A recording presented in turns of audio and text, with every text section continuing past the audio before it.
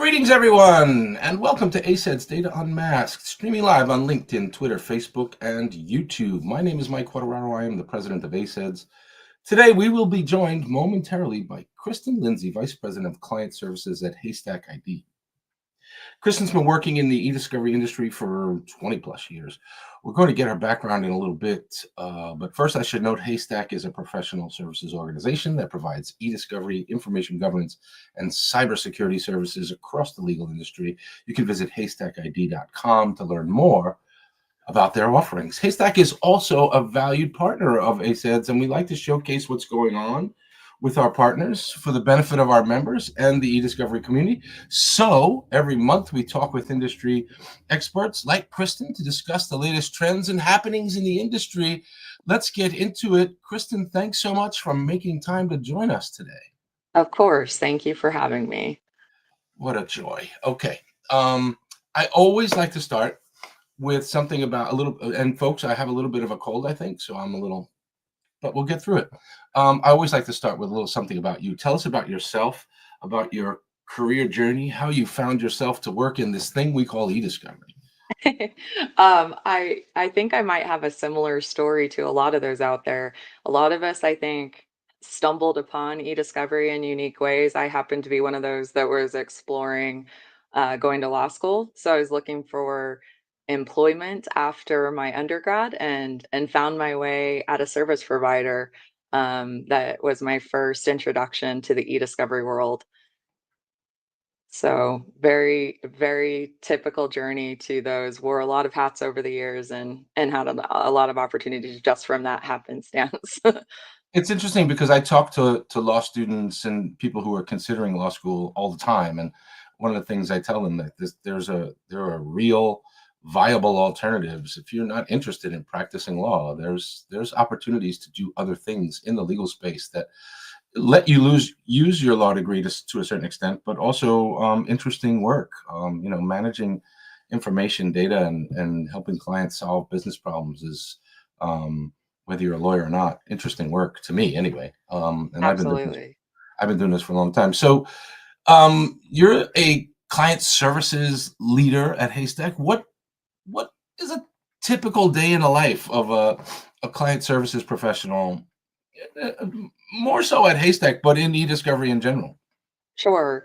I think as a typical day in the life is working with my team to figure out what their needs are to solve the day-to-day problems. So, having spent a lot of time wearing hats as a project manager, working with clients directly, I was positioned well for joining Haystack and running a division of e-discovery client-facing project managers. And I think as a leader, the best service I can provide for my team is thinking proactively about how we can build and develop the team, but also be nimble and be available to provide support or solutions as new challenges are presented to us.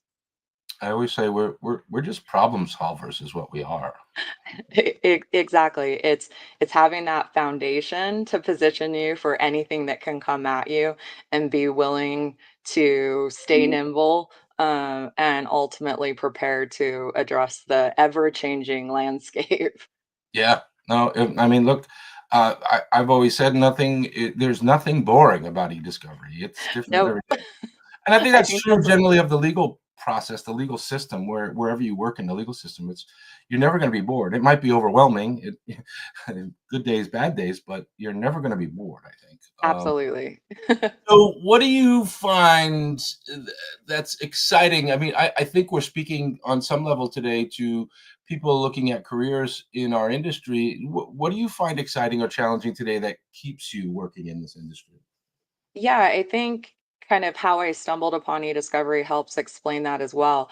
I was initially so taken by the technology and the pace at which this industry moves. It kept me interested to your point about the no 2 days are alike in e-discovery. So folks that need that challenge and interaction are often find themselves very satisfied in e-discovery.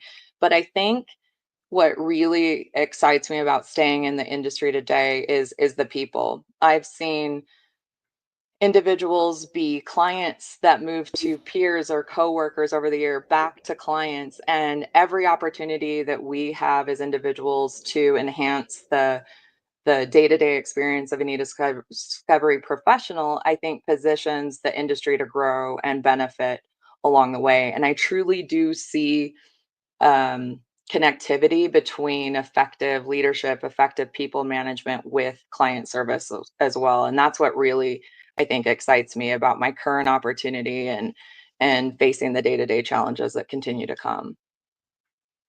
Interesting. And so obviously you interact with clients, I'm sure every day. Um, what are some of the unique challenges they face? What's keeping clients up at night? And how are you able to help them handle what's unfolding in our industry? Sure. I think even as technology continues to evolve at a rapid pace, and emerging data types continue to hit. One of the most consistent challenges I've seen clients face as a result is maybe something that doesn't get a lot of visibility or glory, but they're constantly faced with the challenge of managing budgets for either a single project or a portfolio of projects.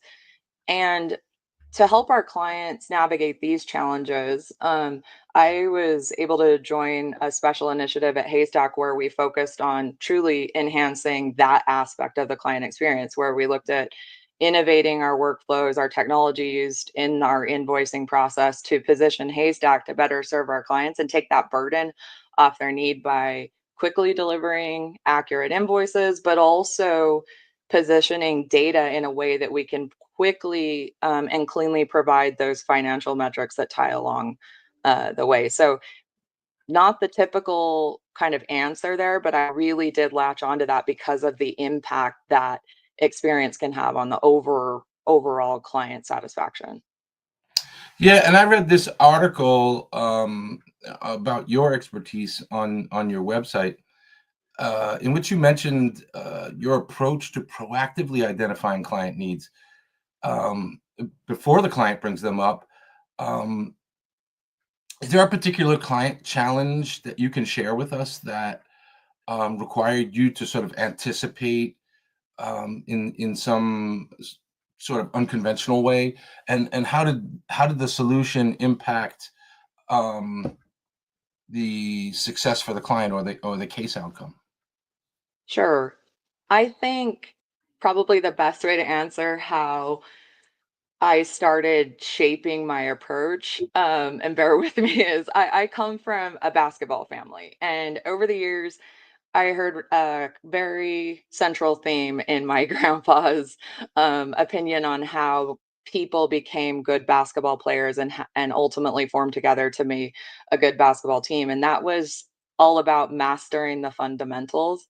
And I think one specific example how this ties to e-discovery, just like basketball players, e-discovery project managers have a series of fundamental components of their job. And one particular example that we've focused on and that I had an opportunity to focus on with my team was an enterprise initiative where we looked at mastering the fundamental component of project management around e-discovery data tracking. And over the years, I saw professionals collaborate to try and enhance the best practices. What key metrics do we commonly need? How do we pull these metrics across third-party tools, stitch them together, often manually? And I saw the industry struggle with being able to keep up with the pace, even as something like even with something as like data tracking. So this master tracking initiative allowed us to look at our workflows across operational divisions, make tweaks, and ultimately identify key metrics that all of our clients were needing access to and needing access to quickly. But how this translates to thinking about what clients need and meeting their needs proactively is there's always a moment, I think, in a case where somebody on the case team says, "Hey, I need to find email data for custodian A that we collected, say, a year ago in October." Well, to answer this question without a manual intensive audit, that ability started long ago at the onset of the project. And so our master tracking initiative allows our project managers to go push a button and gain access to metrics that tie all the way from the beginning of the data hitting our doorstep all the way into the hosted platforms and quickly answer that simple question. So I think tying together just those fundamentals, doing your job in the way that it needs to be done on a daily basis really positions you to go grab metrics or think about solutions that clients need before they've even asked the question. And I love the concept of proactive client service, right?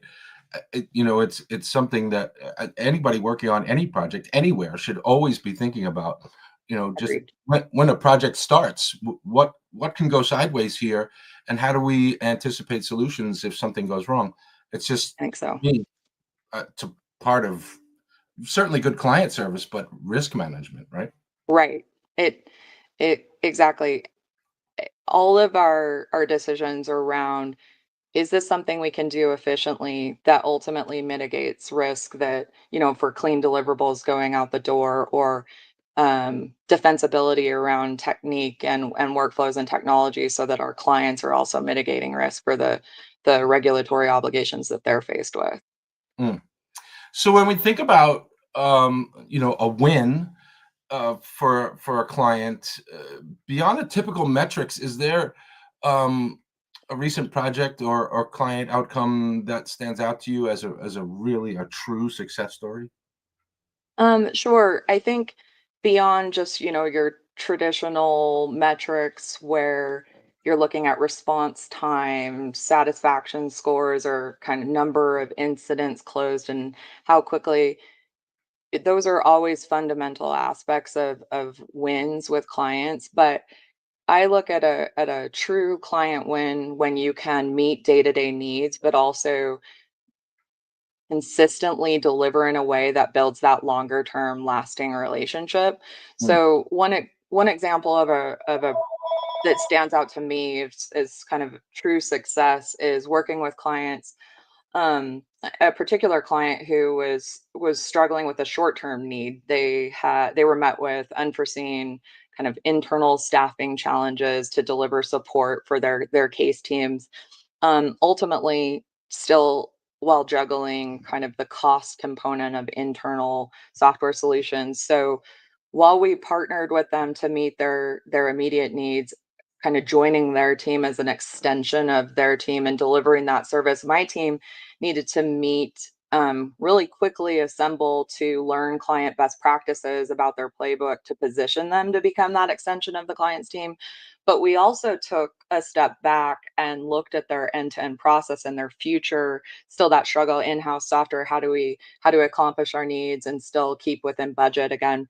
Um, and ultimately, while helping extend that support, we were able to look at solutions that also helped eliminate some of those in-house software costs long term. So to me, just one example, but keeping that longer term relationship in mind always requires looking ahead, looking, downstream, um, and positioning your teams to meet clients' needs.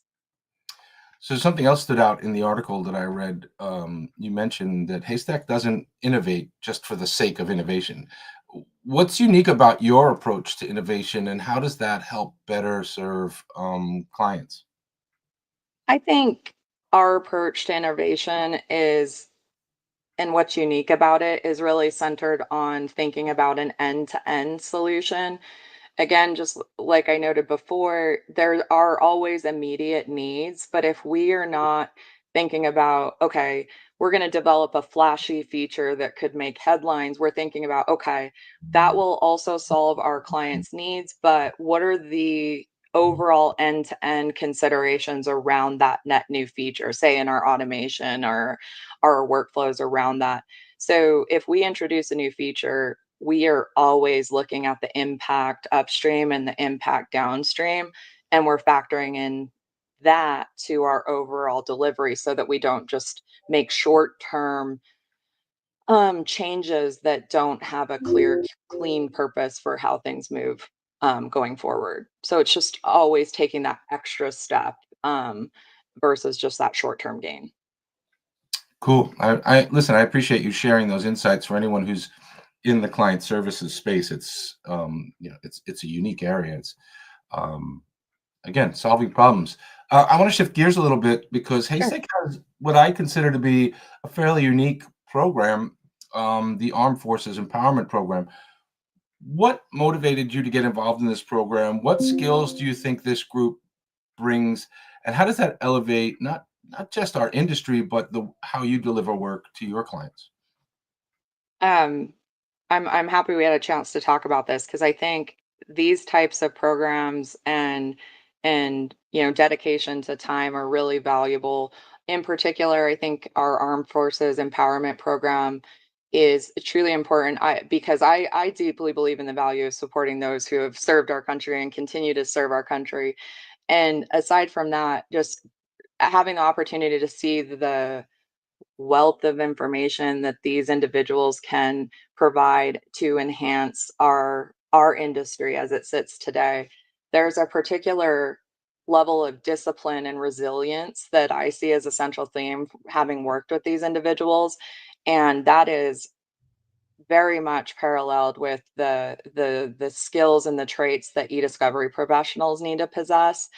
And furthermore, there's often a moment in time when transition from the military to civilian life is essential, and providing skills that can translate, that then position individuals to have an opportunity and path to directly join the e-discovery program in a different capacity, I think is really valuable for those individuals as well as ours. Because again, those skills that an individual learns in the Army come with the deeper level of critical thinking and again just that resilience, and it will continue to enhance the industry as their involvement involves in it. So just really lucky to be part of that opportunity, and work with the individuals.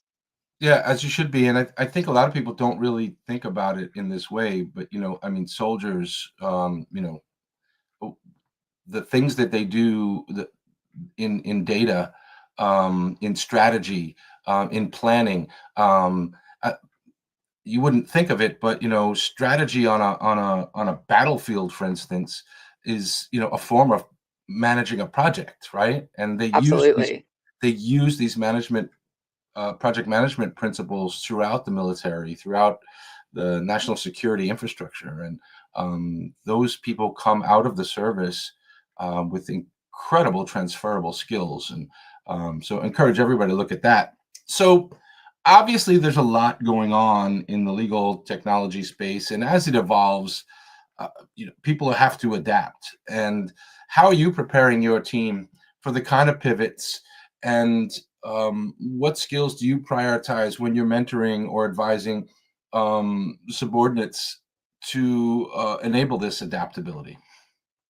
I I think what we've seen over the years is pretty consistent and helps inform the approach that I would take, and continue to take. And we always have to be prepared to foster a growth mindset, not only if our company is continuing to grow in the space, but also with the ever changing data sources that hit our clients' plate. We're faced with development and enhancements around the technology that can handle those data sources. So being preparing the teams to stay nimble and just embrace change, I think helps them to not be jarred or stalled when those moments arise. So that's an important topic that we focus on.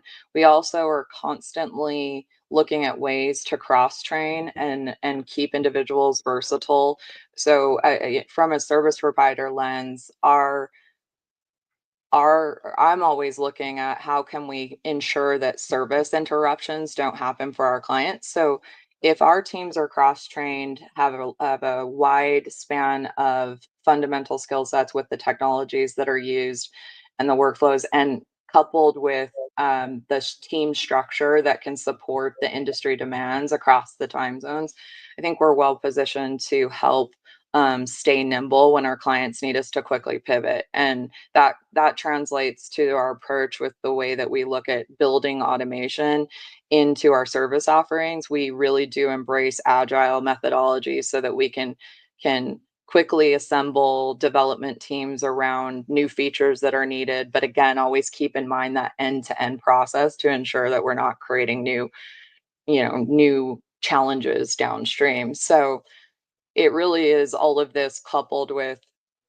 fundamental prioritization of those key skill sets, technology proficiency, again, the problem solving, critical thinking, and just effective communication as well. I think that all prepares us very nicely to meet our clients' needs.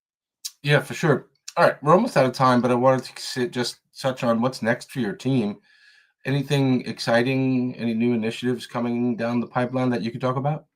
Sure. I think one of the biggest ones for the sake of time is we're always looking at what's coming, and we've seen some disruption in the industry with respect to generative AI and how that's going to be utilized, and how our clients are going to need to be supported there. So we have a lot of efforts centered around preparing our teams to be able to work with our clients and meet those challenges. This is again part of our, develop the fundamental technology skill sets that they need. And then I think again, as with all, prior years, we're continuing to dissect our workflows and look for opportunities to increase operational efficiencies and introduce solutions that really um, put those guardrails around our process that reduces risk. So any way that we can pull data volumes or metrics from technology as opposed to, keying them in, or just the little basics again that mitigate risk for our clients. We always have that focus in mind. That would position us best for scale as well. Awesome. Kristen, how could listeners get in touch if they're interested in reaching out to you? I am available on LinkedIn. I also have information on our website where individuals can reach out for support assistance. I think that's a general way to hit the team. Those messages do come into my visibility pane as well. So happy to assist with any follow-up questions that individuals may have, and both of those avenues are good methods to reach me. All right. Thanks so much, everybody. This is Kristin Lindsey, Vice President of Client Services, HaystackID. This has been great. Kristen, thank you so much for making time for us today. Anyone listening today, if you're interested in our short form video interviews like this one, you can find Data Unmasked and our We Are ACEDS series on your LinkedIn, Twitter, Facebook feeds, and you can also go to our YouTube channel to watch previous interviews. Thanks for joining us today. Have a great day, everyone. And as always, be kind to one another.